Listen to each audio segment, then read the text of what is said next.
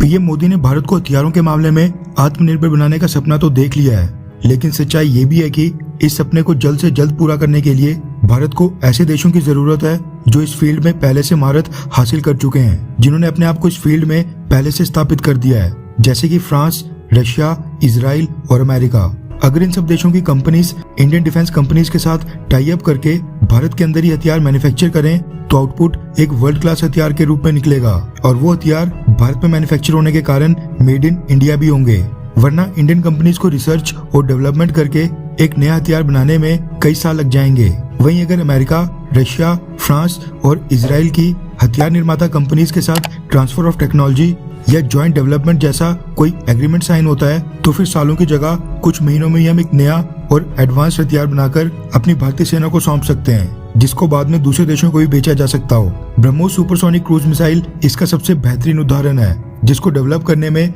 Russia ने भारत की मदद की थी, और आज भारत ब्रह्मोस मिसाइल को दूसरे देशों को भी बेच रहा है। ब्रह्मोस मिसाइल की तरह फ्रांस ने भारत की मदद की थी एक हेलीकॉप्टर के इंजन में। इंजन डिपार्टमेंट में भारत का हाथ बहुत ही टाइट है, इसलिए इंजन डेवलपमेंट में फ्रांस की मदद भारत के लिए बहुत ही मायने रखती है। दरअसल फ्रांस की फर्म साफ्रान ने हिंदुस्तान एरोनॉटिक्स लिमिटेड के साथ मिलकर हेलीकॉप्टर्स के लिए एक इंजन की जॉइंट डेवलपमेंट की थी, जिसको भारत ने अपने एडवांस्ड लाइट हेलीकॉप्टर्स में फिट किया था। किसी भी हेलीकॉप्टर या फाइटर जेट का हार्ट एंड सोल उसका इंजन ही होता है, इसलिए भारत के लिए बहुत ही बड़ी मदद थी। हिंदुस्तान एरोनॉटिक्स लिमिटेड ने इस एडवांस लाइट हेलीकॉप्टर का एक मार्क 4 नाम का आर्म्ड वर्जन तैयार किया था, जो कि एक तरह का लाइट अटैक हेलीकॉप्टर बन गया था। इसके ऊपर 20 mm की टर्रेट गन, 70 mm के रॉकेट पॉड्स और air to air missiles fit की गई थी, ताकि किसी भी युद्ध वाली स्थिति में ग्राउंड के ऊपर लड़ रहे ट्रूप्स को एयर सपोर्ट दिया जा सके। इस हेलीकॉप्टर को मिलिट्री नाम दिया गया रुद्र। भारत अपने इस रुद्र अटैक हेलीकॉप्टर के ऊपर हेलिना एंटी टैंक मिसाइल्स भी फिट करने जा रहा है, ताकि दुश्मन देशों के टैंक्स को भी ये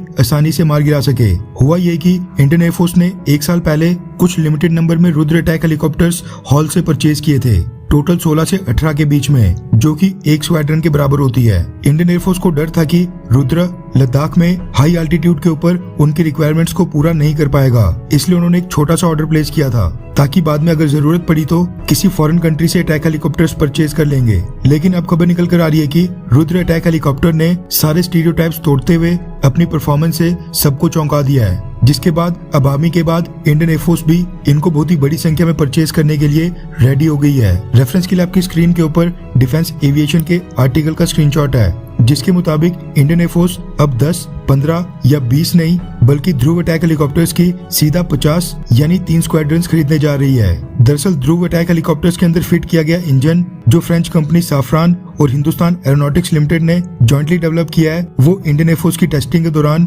15 से 20,000 फीट की हाइट के ऊपर इतना एफिशिएंट तरीके से काम करता है कि इंडियन एयरफोर्स इससे बहुत ही ज्यादा इंप्रेस हो गई है। इसके साथ ही नॉर्दर्न लद्दाख के रीजन में हमारे हेलीपैड्स सी लेवल से 15,000 फीट की हाइट के ऊपर ही होते हैं। ऐसे में कई सारे इंजन्स वहाँ पर एफिशिएंट तरीके से काम नहीं कर पाते हैं, लेकिन रुद्र अटैक हेलीकॉप्टर्स ने वैसी कंडीशंस में भी बहुत ही उम्दा परफॉर्मेंस दी है, वो भी 5,500 kg के मैक्सिमम टेक ऑफ वेट और 2,600 kg की मैक्सिमम पेलोड कैपेसिटी के साथ, जिससे इंडियन एयरफोर्स इतनी खुश हो गई है कि उसने 50 रुद्र अटैक हेलीकॉप्टर्स की डिमांड मिनिस्ट्री ऑफ डिफेंस को भेज दी है। वहीं इनके ऊपर मल्टीफंक्शनल डिस्प्ले और ऑटोनॉमस फ्लाइट कंट्रोल सिस्टम के साथ ही हिंदुस्तान एरोनॉटिक्स लिमिटेड ने इसमें बहुत ही एडवांस्ड फीचर्स ऐड किए हैं। लेकिन सबसे बड़ी मदद की है फ्रांस ने इस हेलीकॉप्टर के इंजन को जॉइंटली डेवलप करके। अब कल को हम इस हेलीकॉप्टर को दूसरे देशों को भी बेच सकते हैं, इसलिए फ्रांस को एक थैंक्स तो बनता ही है।